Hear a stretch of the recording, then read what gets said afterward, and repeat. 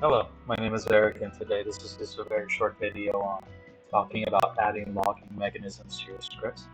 Professor Noah Gift was telling us about how if you're going to put a thousand print statements into your script to find out where something went wrong, you might as well be running it to, writing it to standard out or something along that line, along those lines to be able to trace back when something is going wrong.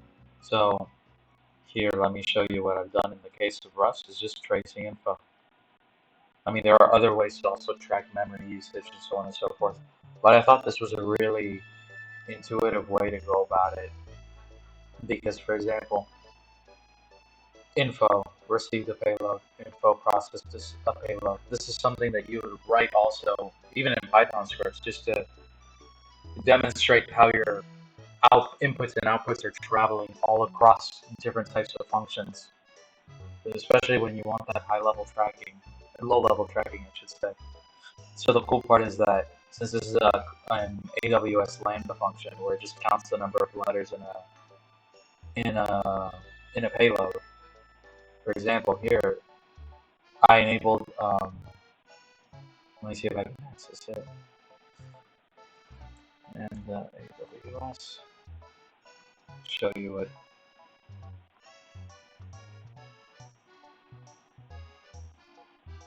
Right. So here, the Lambda letter counter. I think it's a monitor. Yeah. Let's see. See, view various types of logs. Let me see if I can find the other piece that we need.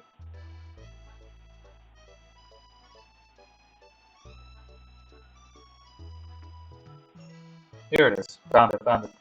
Yeah. So you go here, you can edit, um, and then activate Xray and Cloudwatch, Lambda, Insights, so on and so forth. And the cool part is I already have the logs here for when I hit the functions a bunch of times. So remember how I showed you that I had like process payload and all those comments there. Check this out. Um, this is one of the logging statements. Receive the payload. And the other one was called process the payload. And it's saying I process the payload. I learned this in cloud computing class. That was my test processed in cloud computing class.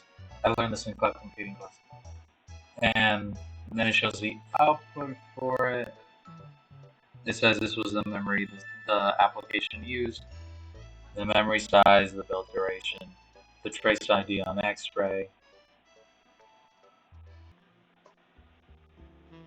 So I came back for a second.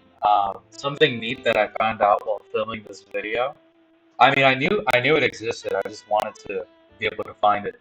You see this Xray trace ID for the application for when I hit the Lambda. So I went to what's it called?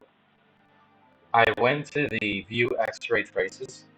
Right, this opens, and it gave me that ID, right? So here's my function, my Lambda function. Start time, the duration, whether there was an error or not, all this information in that given trace. For as far as logging is concerned, this is incredibly useful. I mean, just to have this much of low-level granularity is pretty insane. But yeah, that's what I wanted to show for today. This is actually one of our mini projects, number 6. And thank you for watching.